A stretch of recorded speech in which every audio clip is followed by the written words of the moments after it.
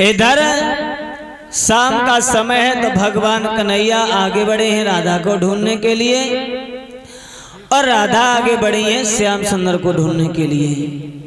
जब ये बंसी बट पर जाकर मिले हैं तो राधा कहने लगी हैं, श्याम सुंदर क्या तुम यहीं रहते हो?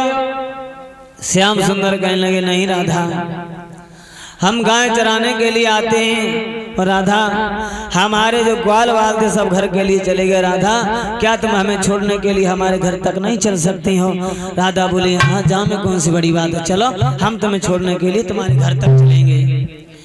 इधर भगवान कन्हैया राधा को लेकर के बढ़े मेरे भैया, और जब यशोदा माँ के आंगन में पहुंचे हैं, यशोदा माँ कहने लगी है, कन्हैया ये लड़की किनकी है?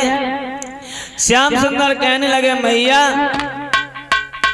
अब हमें जतो नहीं मालूम ये किनकी बिटिया है, लेकिन मैया इनको नाम है राधा। और मैया तुम इनसे कुछ बातें तो करके देखो, इतनी मीठी मीठी बातें करती हैं, इतनी मीठी मीठी बातें करती हैं, जरा के मुंह में चीनी को शरबत करो रखो है। राधा को अपने पास बुलाओ। एक बात कही, बेटी राधा क्या नाम है तुम्हारी माता का, क्या नाम है तुम्हारे पिता का? तो कहने लगी है राधा, मैया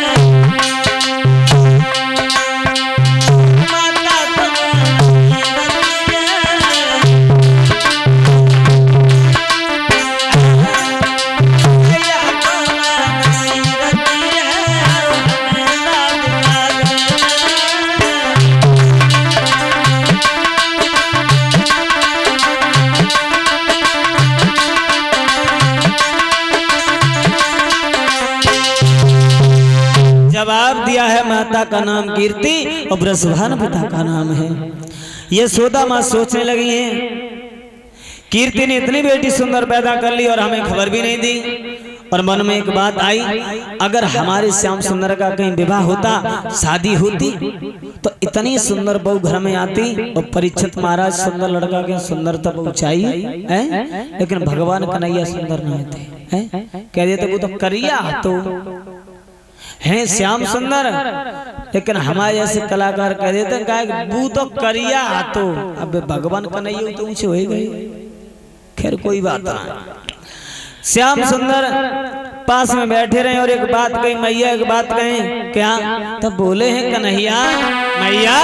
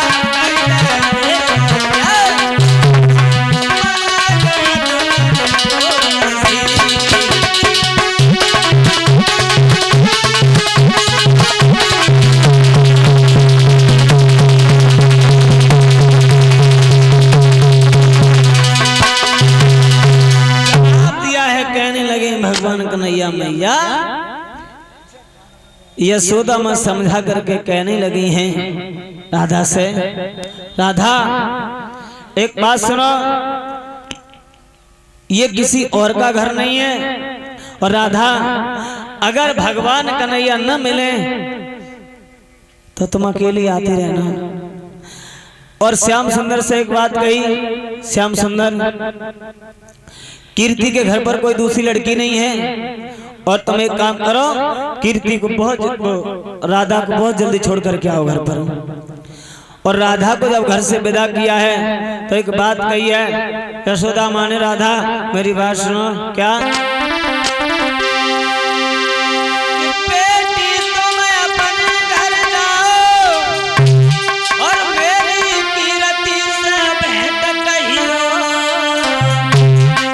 मेरे लला के सगाया अकेली बिटिया घर में आती रहियो।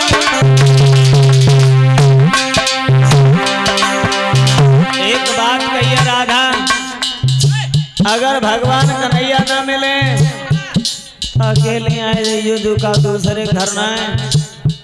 जवाब दिया है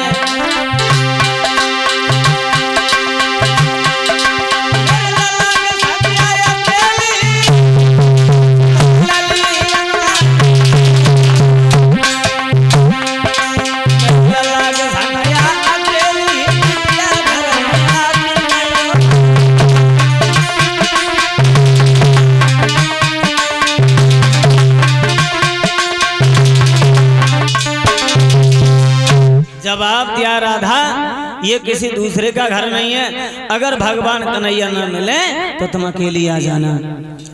राधा और श्याम सुंदर को घर से विदा किया। इधर भगवान कन्हैया चले हैं और जब बरसाने की तरफ पहुंचे हैं तो कीर्ति ने आता हुआ देखा राधा के साथ। राधा से एक बात कही, राधा जे कन्हैया के न गई। राधा कहने लगे, मैया ये यशोदा माँ के कन्हैया हैं, और मैया तुम इन तक कैसे बातें तो करके देखो, इतनी मीठी मीठी बातें करता, इतनी मीठी मीठी बातें करता, जल लगते के मुंह में मिठाई कुछ शरबत गुरु रखो है। श्याम सुंदर को अपने पास बिठाया। राधा कहने लगी, मैया पहले भोजन तो करा तब बिठा रहा है। हुआ ऐसा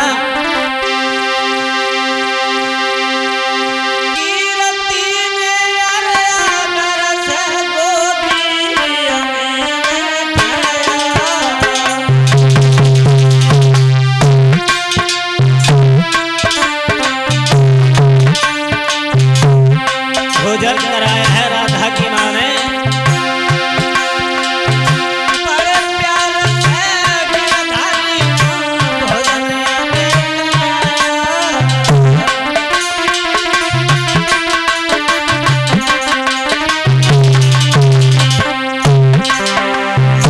भोजन कराया है राधा की माँ ने।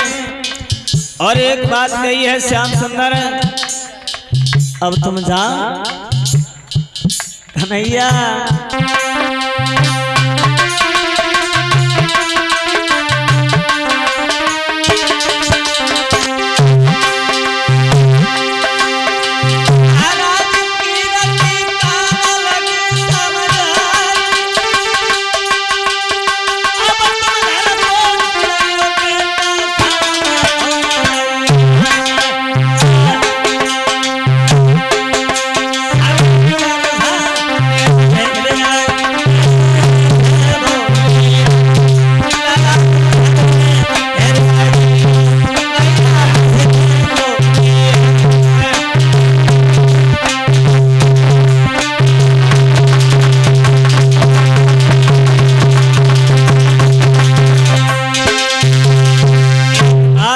श्याम सुंदर अब तुम जाओ। श्याम सुंदर कहने लगे हैं, राधा एक बात बताओ हमें, हम अपने घर से तुम्हारे घर तक छोड़ने के लिए चले आए, तुम कहा हमें दरवाजे में छोड़ने चलो। राधा बोली, जा मैं चलो, हम तुम्हें दरवाजे छोड़ने के लिए चलती हूँ। राधा आगे बढ़ी और एक बात कही राधा ने, श्याम सुंदर एक काम करो, तुम जाओ और तुम बड़े नटखट हो, कहूँ खेल में न लग जाइयो, सीधे घरे जाइयो।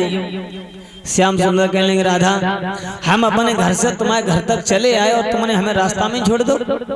राधा बोली कोई बात नहीं श्याम सुंदर, यशोदा माँ अकेली घर पर हैं, तुम चले जाओ।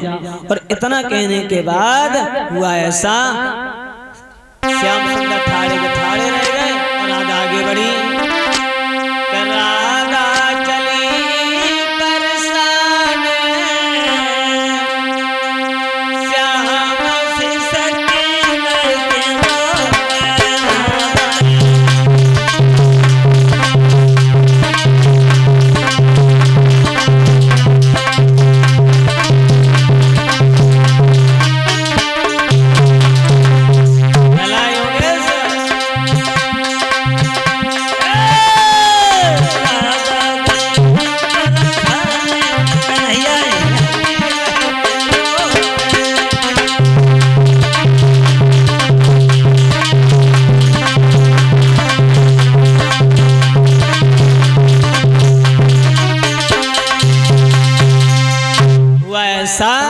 श्याम सुंदर ठाड़े ठाड़े रह गए, राधा आगे चली।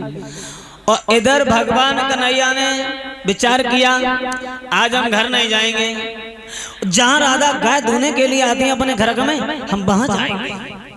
श्याम सुंदर पहुंचे, सारी रात वहां पर व्यतीत की है। सुबह हुआ है तो सभी गोपियां आई हैं, और जब सभी गोपियां आई हैं ललिता विशाखा शीला साधा रूपसी, जब सभी आई हैं तो आपस में बातचीत करने लगी, बहना